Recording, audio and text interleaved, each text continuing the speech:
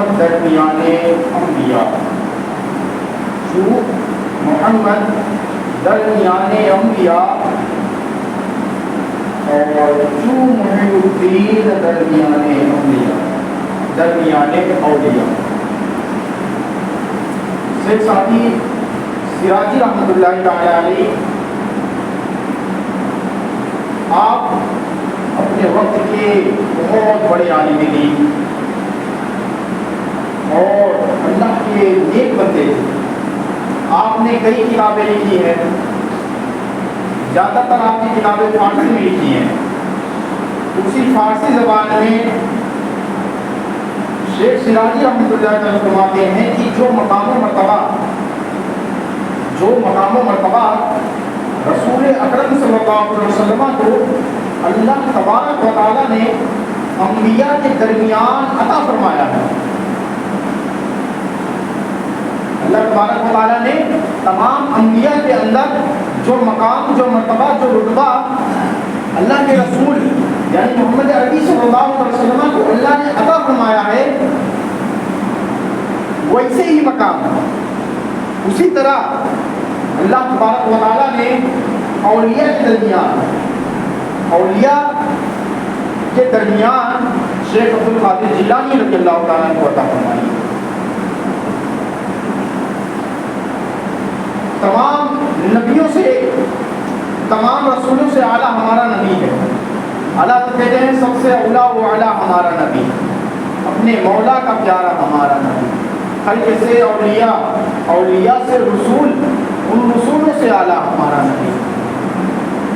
ہمارے رسول اکرم صلی اللہ علیہ وسلم کی شان یہ ہے کہ آپ تمام انبیاء میں سب سے زیادہ افضل، سب سے زیادہ شان والے، مرتبہ والے ہیں، اور انہی کا نواسا، انہی کی آل شیخ عبد القادر جیلانی کو اللہ تعالیٰ نے وہ مقام عطا فرمایا ہے کہ تمام اولیاء کے اندر غوث اعظم رضی اللہ تعالیٰ کو وہ مقام ملا ہے، وہ منصب ملا ہے کہ روح زمین پر کسی اولیاء کرام کو وہ مقام، وہ منصب نہیں ملا۔ غوث اعظم رضی اللہ تعالیٰ اولیاء میں افضل ہیں، یہ تو ایک ولی کی قول ہے۔ شیخ سعدی سراجی رحمۃ اللہ تعالیٰ علیہ ایک ولی کامل تھے، انہوں نے ارشاد فرمایا ہے۔ اب میں رسول اکرم صلی اللہ علیہ وسلم کی تعریف کی طرف رخ آپ کرنا چاہتا ہوں۔ اللہ کے رسول صلی اللہ علیہ وسلم ایک مرتبہ بیٹھے ہوئے تھے، اللہ کے رسول ایک مرتبہ بیٹھے ہوئے تھے، امام حسین رضی اللہ تعالیٰ عنہ آپ کے پاس آئے۔ اللہ کے رسول صلی اللہ علیہ وسلم نے کہا آؤ امام الائمہ، امام حسین کو کیا کہا؟ آؤ امام الائمہ، اور اپنے بائیں جانوں پر امام حسین کو بیٹھا لیا۔ پھر امام حسن آئے، تو امام حسن جب آئے تو اللہ کے رسول فرماتے ہیں آؤ امام الامام، اور اپنے دامنے جانوں پر امام حسن کو بیٹھا لیا۔ دونوں پریشان ہوئے کہ ایک کو امام الائمہ اور ایک کو امام الامام، ہمارا سمجھ ہی نہیں آیا۔ نانا جان تھوڑا کھل کے بیان کر دیں، دو شہزادے وہ ان کی بات ہی نہیں لا رہی ہے یار، ان کی طرح کوئی بچہ ہی نہیں آیا دنیا میں، امام حسن حسین، ہاں بات کس سے کریں؟ رسول اکرم سے۔ واہ کیا مجھے رہا ہوگا، کہتے نانا جان یہ جو آپ نے عرض کیا یہ تھوڑا جو آپ نے فرمایا، اللہ کے رسول سے فرمایا ہے، نانا جان جو آپ نے فرمایا یہ تھوڑا وضاحت کر دیں، تھوڑا صاف صاف بیان کر دیں یا رسول اللہ، ہم سمجھ تو آ جائے۔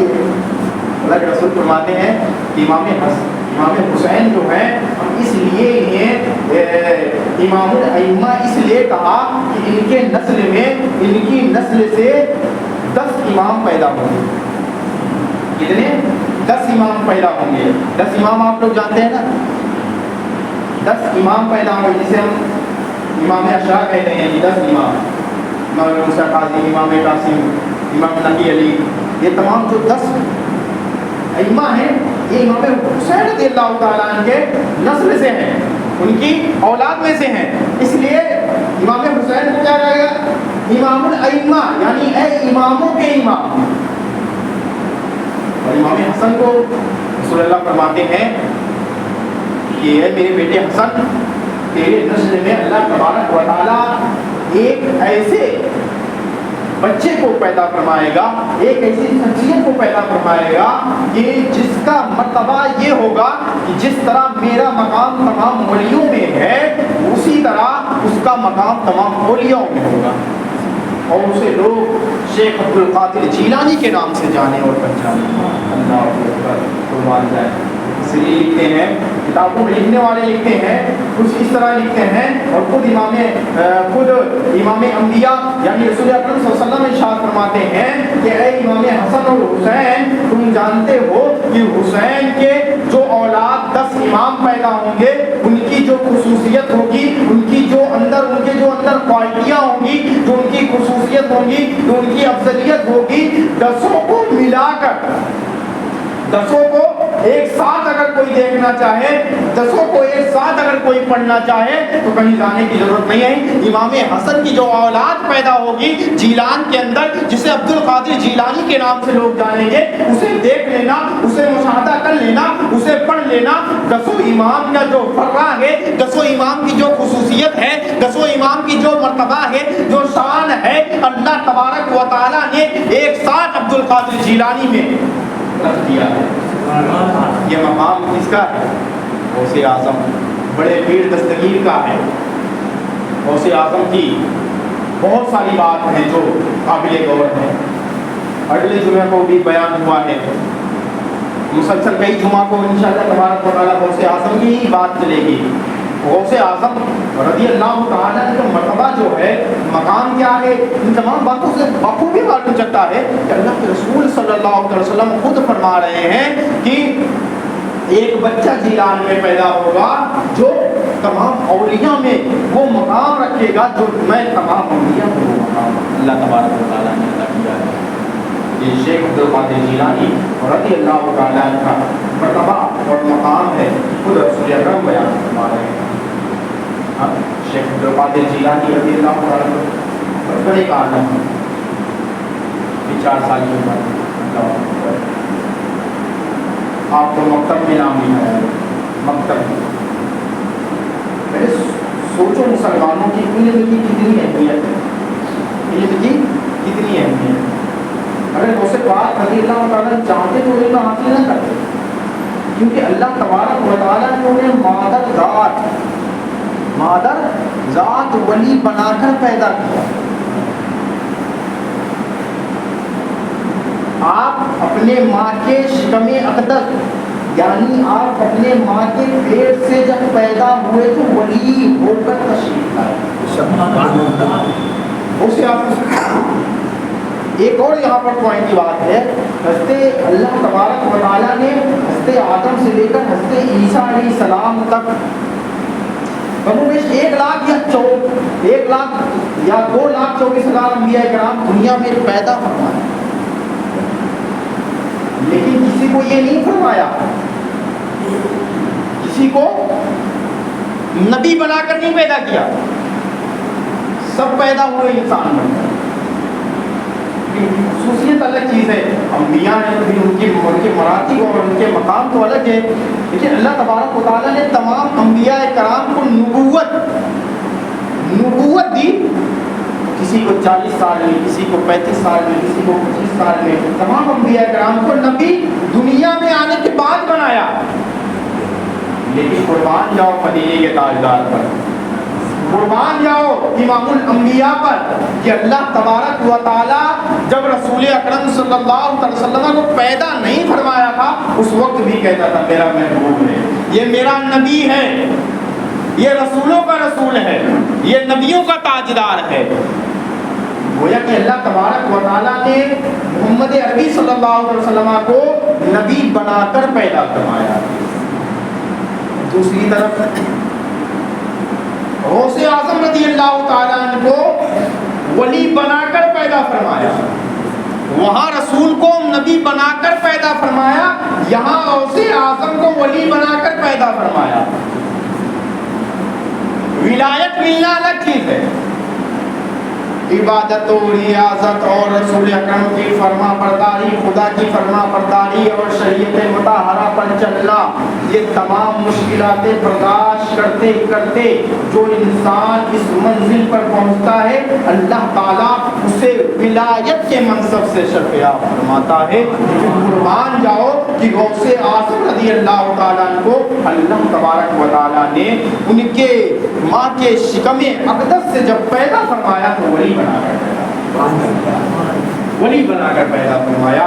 इसीलिए शायर क्या कहता है कि वाह क्या मरतबा हो सकेगा, ऊंचे ऊंचों के सरों से कदम आला तेरा, और सर भला क्या कोई जाने कि कैसा, सर भला क्या कोई जाने कि है कैसा तेरा, औलिया मलते हैं आखिर वो है तलवा तेरा। गौसे आज़म को ये एजाज से अल्लाह तबारक व तआला ने नवाजा है। गौसे आज़म रज़ी अल्लाह तआला, एक मरतबा आप निकले,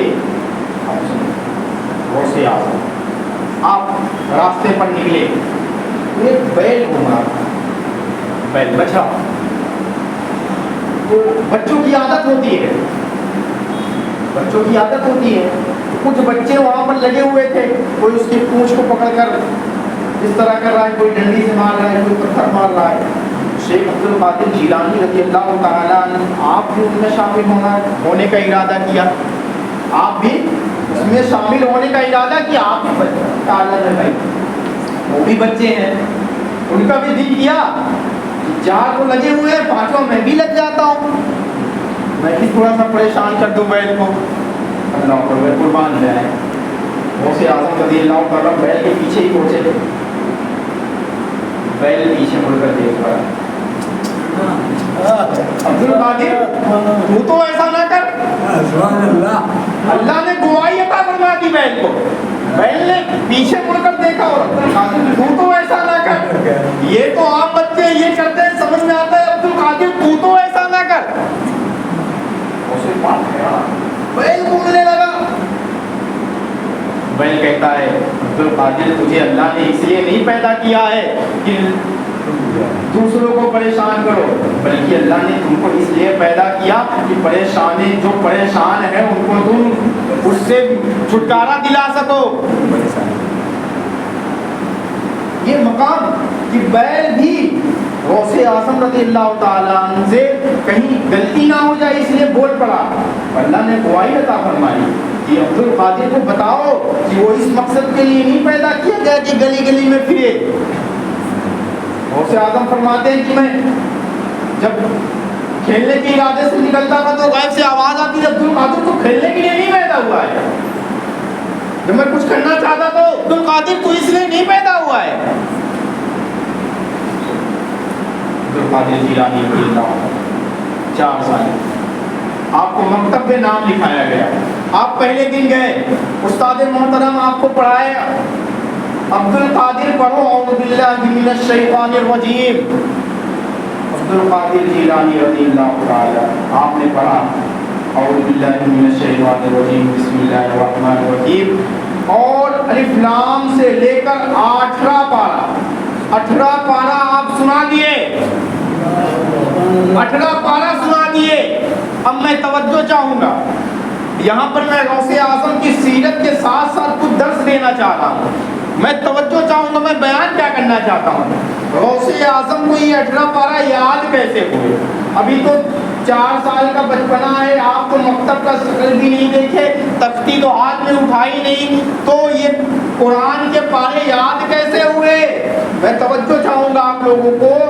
गौसे आज़म रज़ियल्लाहु अन्हु 18 पारा पढ़कर खामोश हो गए, जब आप रुक गए तो उस्ताद कहते हैं बच्चे और पढ़, अब्दुल कादिर आगे पढ़। बड़े पीर तस्वीर फरमाते हैं उस्ताद मोहतरम मुझे 18 पारा ही याद है, क्योंकि मेरी माँ को 18 पारे याद हैं, और जब मैं उनके शिकम में था तो वो पढ़ा करती थी, तवज्जो चाहूँगा, वो पढ़ा करती थी, जब मेरी माँ पढ़ा करती थी तो वो 1 से 18 पारा चलते फिरते पढ़ा करती थी, और मैं शिकमे अक़दस में था तो मुझे भी सुन सुन के याद हो गया। توجہ آپ کی چاہتا ہوں کہ غوث اعظم رضی اللہ تعالیٰ عنہ کو شکم مادر میں ہیں اور آپ کی والدہ ام فاطمہ ثانی رضی اللہ تعالیٰ عنہ، آپ کیا کرتے ہیں، قرآن پڑھتی ہیں 18 پارے تو آپ کو حفظ ہو جاتا ہے، آپ کو یاد ہو جاتا ہے۔ اسی لیے علماء فرماتے ہیں کہ اگر حمل ٹھہر جائے تو جو عورت ہے اسے چاہیے کہ وہ نیک کام کرے، اگر وہ برے کام کرے گی تو اس کے اثرات اس کے بچے پر آئیں گے۔ اب یہ زندہ ذاکرہ مثال ہے کہ غوث اعظم کی ماں نے قرآن پڑھا تو غوث پاک جب پیدا ہوئے تو 18 پارے کے حافظ پیدا ہوئے۔ اور آج ہماری ماں بہن، آج ہماری ماں بہن نے بتایا بھی جائے نا حضرت اتنے دن جو کر لیے، اب تو تمہارے شکم کے اندر، آپ کے پیٹ کے اندر آپ کے شوہر کی امانت اور آپ کی اولاد آ گئی ہے، اب تو گناہوں سے باز آ جاؤ۔ مرد حضرات بھی دھیان نہیں دیتے اور عورت بھی، وہ تو کہاں ماننے والی ہے۔ جب یہاں مرد نہیں مان سکتا، اللہ اکبر، سوچو کہ جب شکم اقدس میں ہماری ماں اور بہنوں کے شکم میں اولاد کی پرورش ہو رہی ہے، ابھی بطن اقدس میں ہے، تو سوچو کہ وہ عورت کیا کرتی ہے۔ آج ہمارے سماج کے اندر اس قدر برائیوں کے رائج، اس قدر برائیاں رائج ہوئی ہیں کہ وہ عورت حمل سے ہے، اسے کام کرنے کے لیے منع کر دیا گیا ہے۔ آج کل ڈاکٹر نے ڈائریکٹ منع کر دیتے ہیں، بھائی تو کام نہیں کرے گی، بیٹھی رہے گی، آرام کرے گی، تو اسے ایک سہانا موقع مل جاتا ہے۔ وہ عورت کرتی کیا ہے، موبائل لے لے گی ہاتھوں میں، گانوں میں اپنا ٹائم گزارے گی، سیریلوں میں اپنا ٹائم گزارے گی، فلموں میں اپنا ٹائم گزارے گی۔ کہیں دو عورت بٹ گئی تو گپ شپ یعنی برائیاں چغلیوں میں اس میں وقت گزارے گی۔ جب وہ بچہ پیدا ہوتا ہے اور پھر اس کے بعد وہ بچہ نافرمان نکلتا ہے تو پھر تکلیف ہوتی ہے، مولوی صاحب ہمارا بچہ بہت خراب ہو گیا، تعویذ کر دو نا۔ کاش تم نے غوث اعظم کی نیاز کھانے کے ساتھ ساتھ ان کے تعلیمات پر عمل کر لیا ہوتا، غوث اعظم کی گیت گانے کے ساتھ ساتھ غوث اعظم کی سیرت اپنے زندگی میں اتار لیا ہوتا تو آج تیری اولاد اس طرح نہ ہو۔ یہ مسئلہ ہے یہاں سنانے کے لیے نہیں، غوث اعظم کا مقام و مرتبہ میں بیان کرنے سے ان کا مقام نہیں بلند ہوگا۔ اللہ نے ان کو بہت عزتیں بخشی ہے، اللہ نے انہیں بہت شان بخشی ہے۔ کسی کے بیان کرنے سے یا کسی کے بولنے سے غوث اعظم کی شان و شوکت بلند نہیں ہے، بلکہ اللہ نے ان کی شان بلند کی ہے۔ یہ مسئلہ میں بیان کر رہا ہوں کہ جب تمہارے گھر کے اندر بیوی ہو یا تمہاری بہو ہو یا تمہاری بیٹی ہو، اس کے پیٹ میں حمل ٹھہر جائے تو اس کو موبائل سے دور رکھو، قرآن سے قریب کرو، اس کو سیریل سے دور کرو، درود مصطفیٰ صلی اللہ علیہ وسلم پڑھنے کی تلقین دو، اور عورتوں سے اسے دور رکھو، چغلی، غیبت، یہ تمام چیزوں سے دور رکھو اور مصطفیٰ جان رحمت کی سیرت سنایا کرو۔ مسلمانوں، جب یہ عادت ہم اپنی بنا لیں گے، جب یہ ہمارا ذیبہ ہو جائے گا، تو قسم خدا کی کہتا ہوں، جو آج تم روتے ہو نا کہ اللہ پھر سے صلاح الدین ایوبی دے دے، تو پھر بولنے کی ضرورت نہیں، اللہ خود عطا فرما دے گا، اللہ خود عطا فرما دے گا۔ یہ مسئلہ ہے، یہ قابل غور ہے، یہاں پر صرف سن کر یہ مت سمجھو کہ غوث پاک کے کیا مرتبے تھے، 15-18 پارہ آپ پیڑ سے آئے تو یاد کر کے آئے۔ وہ اللہ کے ولی ہیں، اللہ کے ولی ہیں، ان کو اللہ تبارک و تعالیٰ نے نوازا ہے۔ اور عمل کیا تھا کہ ان کی ماں پڑھتی تھی اس لیے یاد ہوا، اس لیے نہیں یاد ہوا کہ وہ ولی کامل تھے، اس لیے یاد ہوا کہ ماں پڑھتی تھی۔ عمل کے وقت ماں جو کرے گی وہ اثرات کس پر جائے گا، بچوں پر جائے گا۔ اگر ماں قرآن پڑھے گی تو بچہ جب پیٹ سے باہر آئے گا، جب سمجھدار ہوگا نا، تو وہ بھی قرآن سے لگاتا ہوا نظر آئے گا۔ ہاں بھائی قرآن کتاب ہے، اس کو پڑھنا چاہیے۔ جب فلمیں دیکھ کر اگر اس طرح بچے پیدا کرو گے تو پھر بچہ بڑا ہوگا نا، تو پھر وہ قرآن نہیں فلم کی طرف ہی جائے گا، پھر وہ درود شریف کی طرف نہیں، وہ ناٹک اور یہ تمام جو خرافات ہیں ان کی طرف ہی جائے گا۔ پھر احساس ہوتا ہے کہ بچہ غوث پاک رضی اللہ تعالیٰ تو مقام کیا ہے، سوچو غوث اعظم رضی اللہ تعالیٰ عنہ کو یہ مقام کس طرح ملا، کس طرح ملا۔ مطالعہ کرو. آپ اولیاء کے تاجدار 40 سال تک آپ نے عشاء کی نماز کے لیے جو وضو کیا کرتے تھے نا, اسی وضو سے فجر کی نماز پڑھا کرتے تھے. اسی وضو سے فجر کی نماز پڑھا کرتے تھے. ایک دو دن نہیں, 1 سال نہیں, 40 سال تک. 40 سال تک. آج ہم تو 5 وقت کی نماز پڑھنے کے لیے آئے. غوث اعظم رضی اللہ تعالیٰ کا معمول کیا تھا؟ صبح اٹھتے تھے, فجر پڑھ کے آپ فقہ کا درس دیا کرتے تھے. فقہ یعنی مسئلہ مسائل بیان کیا کرتے تھے. اور یہاں میں 2 مہینے سے بول کے تھک گیا, لیکن کوئی فرق نہیں پڑتا. فقہ کی کتنی اہمیت ہے سوچو. غوث پاک روز فجر کے بعد درس دیا کرتے تھے فقہ کی, لوگوں کو مسئلہ معلوم ہو. میں دوبارہ نہیں کہوں گا آپ دین ہی نہیں کہہ رہا ہے کہ کہوں, وہ تو میں یاد کر رہا ہوں. غوث پاک کی نسبت سے میں الحمدللہ یہاں پر اشاعات کہتا ہوں. پھر غوث پاک رضی اللہ تعالیٰ 2 گھنٹے آرام کیا کرتے تھے. اس کے بعد مدرسے میں بچوں کو پڑھایا کرتے تھے. توجہ دینا, میں بات کیا کہہ رہا ہوں. 2 گھنٹے آرام کرنے کے بعد بچوں کو پڑھایا کرتے تھے. پھر ظہر کی نماز پڑھ کے ظہر کی نماز پڑھ کے درس حدیث دیا کرتے تھے. رسول اللہ کی حدیثیں بیان کیا کرتے تھے. پھر اس کے بعد مغرب کے بعد درس قرآن آپ دیا کرتے تھے. قرآن کا درس دیا کرتے تھے کہ قرآن ہمیں کیا بتانا چاہتا ہے, قرآن میں ہمارے لیے کیا ہے. پھر غوث پاک رضی اللہ تعالیٰ عنہ عشاء کی نماز پڑھ کے جب گھر جاتے تھے تو لوگ سونے اور اس میں لگ جاتے تھے. غوث پاک وضو فرماتے تھے اور پوری رات عبادت میں گزارا کرتے تھے. اب یہ مقام ملا ہے غوث پاک, پوری رات عبادت میں گزارا کرتے تھے. پھر اس کے بعد فجر کی نماز پڑھتے تھے. آرام کتنا ہوا؟ 2-4 گھنٹہ. یہ غوث پاک رضی اللہ تعالیٰ ولیوں کے سردار تھے. اللہ نے انہیں بہت عزتیں بخشی. ہمیں بھی غوث اعظم کی سیرت کو اپنانا چاہیے, نہ کہ سن کر صرف. اور ایک مسئلہ اور سن لے, مستحب کو واجب اور فرض کے درجے میں رکھنا, واجب اور فرض کو مستحب کے درجے میں نہیں, بالکل اہمیت ہی نہ دینا. یہ کس طرح ہے سن لے. کام کی بات ہے اس لیے میں عرض کر دے رہا ہوں. جیسے نماز, روزہ, زکوٰۃ, یہ فرض و واجب میں سے آتے ہیں. اگر انہیں ہم اہمیت نہ دیں, انہیں ہم وقت پر نہ ادا کریں, اور مستحب یعنی نیاز, محفل میلاد, مستحب, درگاہ پر حاضری, یہ تمام چیزوں پر توجہ دیں. اور اس طرح توجہ دیں کہ ایک جمعرات چھوڑ جائے تو خلبلی مچ جائے, سالا بہت بڑا گناہ کر دیا یہ جمعرات چھوڑ کے. اسی طرح ہے نا, ابھی اسی طرح ہے, معذرت چاہتا ہوں, اسی طرح ہے.